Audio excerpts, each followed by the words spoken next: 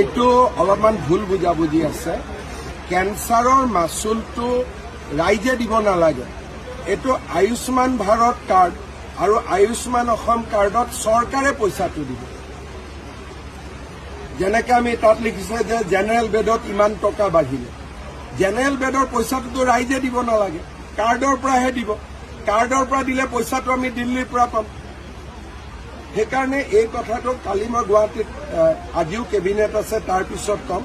10,000 টকা এডভান্স খোজাটো ভুল হৈছে, সেইটো আজি মই উদ্ৰ কৰিব দিছো।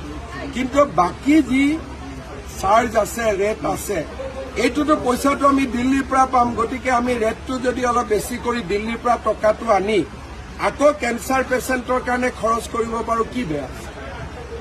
এইটো বুজি নোপোৱাৰ কাৰণে এইটো প্ৰতিক্ৰিয়া হৈছে। মই আজি মিটিং ৰাখিছো, বস্তুটো ঠিক কৰিম।